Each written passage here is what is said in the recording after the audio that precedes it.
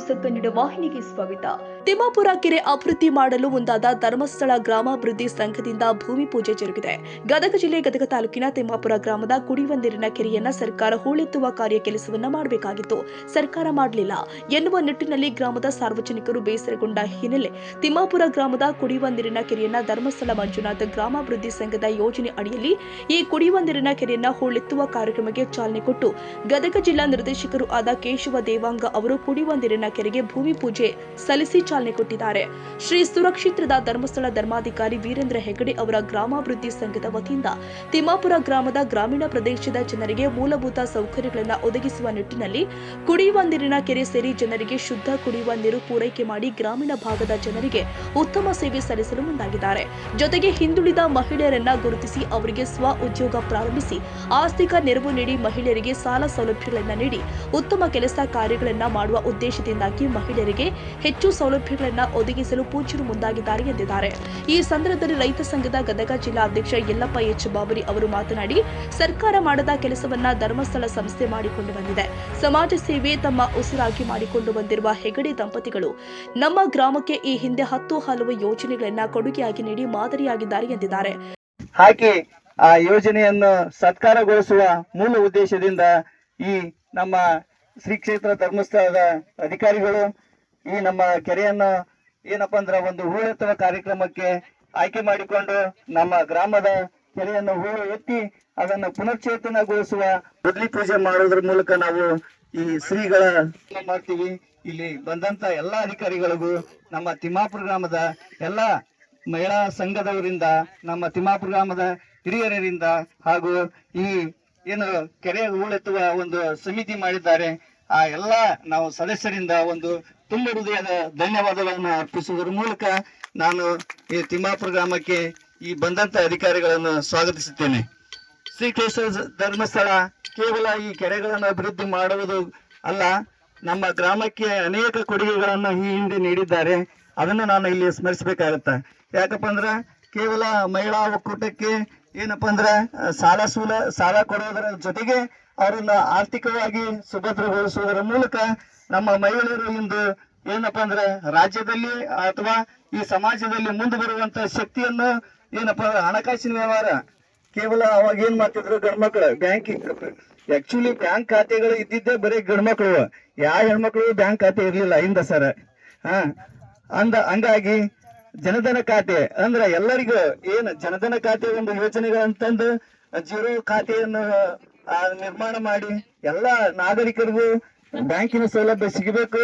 Bank ಸೇರಿದ ಸರ ಆ ಸೇರಿದ್ನ ಬ್ಯಾಂಕಿಗೆ ಹೆಣ್ಮಕ್ಳು ಹೋಗುವ ಒಂದು ವ್ಯವಸ್ಥೆ ಆಗಿದೆ ಅಂತಂದು ನಾನು ಈ ಮೂಲಕ ಹೇಳ್ತೀನಿ. ಅದೇ ತರನಾಗಿ ನಮ್ಮ ತಿಮ್ಮಾಪುರ ಗ್ರಾಮದ ಶ್ರೀ ರೇಣುಕಾದೇವಿ ಯಲ್ಲಮ್ಮನ ದೇವಸ್ಥಾನಕ್ಕೆ ಈ ಹಿಂದೆ ನಾವು ಟ್ರಸ್ಟ್ ಕಮಿಟಿ ಅವರು ಜಂತ್ಲೀಶ್ವರ ಒಳಗೆ ಮತ್ತ ನಮ್ಮ ಮೇವುಂಡಿ ಹಾಗೆ ಈ ಹಿಂದೆ ಮುಳುಗುಂದೊಳಗೆ ಪರಮ ಪೂಜ್ಯರೇ ಮುಳುಗುಂದ ಗ್ರಾಮಕ್ಕೆ ಆಗಮಿಸಿದ್ರು. ಆಸೆ ಆಗಲಿ ಸರ್ ಹೇಳಿದ್ರು ಪೂಜ್ಯರನ್ನ ಕರೆಸುವಂತ ಒಂದು ಯೋಜನೆಯನ್ನು ಹಾಕೊಂಡಿದ್ದೀವಿ ಅಂತೇಳಿ.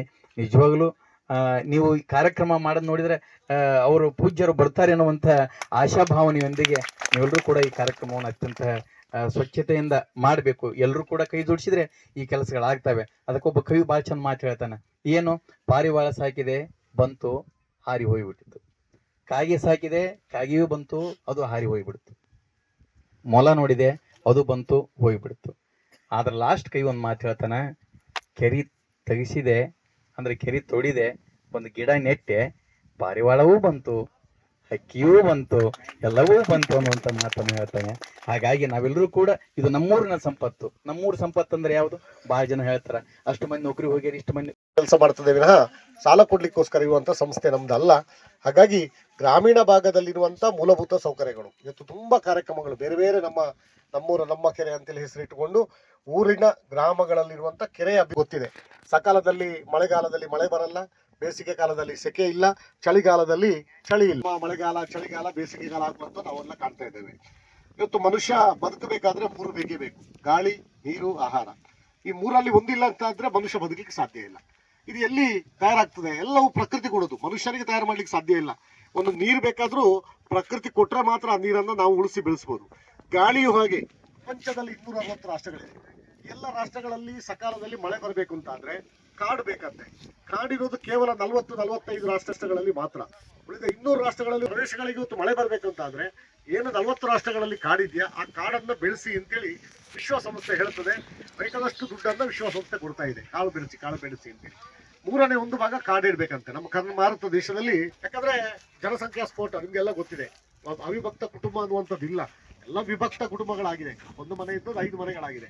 ಎಲ್ರಿಗೂ ಮನೆಗಳು ಬೇಕು, ಕಾಂಕ್ರೀಟೀಕರಣ ಆಗಬೇಕು, ಕಾಡು ನಾಶ ಆಗ್ತಾ ಇದೆ. ರೈಲು ಮಾರ್ಗ ಆಗಬೇಕು, ವಿದ್ಯುದೀಕರಣ ಹೋಗಬೇಕು, ಮಾರ್ಗಗಳಾಗಬೇಕು, ಎಷ್ಟೋ ಕಂಪನಿಗಳು ಬರಬೇಕು, ಅದು ಕೈಗಾರಿಕಾ ಉದ್ದಿಮೆಗಳು ಬರಬೇಕು. ಇದೆಲ್ಲ ಬೇಕಾದ್ರೆ ಜಾಗ ಬೇಕು.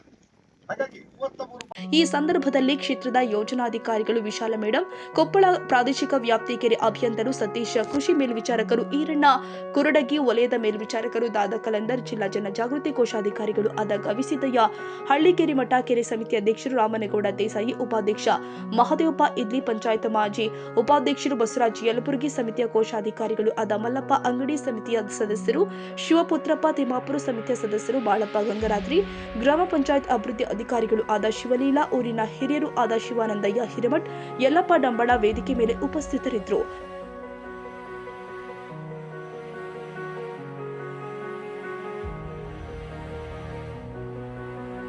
ತಾಜಾ ಸುದ್ದಿಗಾಗಿ MTV ನ್ಯೂಸ್ 24/7ಗೆ ಸಬ್ಸ್ಕ್ರೈಬ್ ಮಾಡಿ ಮತ್ತು ಬೆಲ್ ಐಕಾನ್ ಅನ್ನು ಒತ್ತಿ. ತಪ್ಪದೇ ಲಿಂಕ್ ಶೇರ್ ಮಾಡಿ.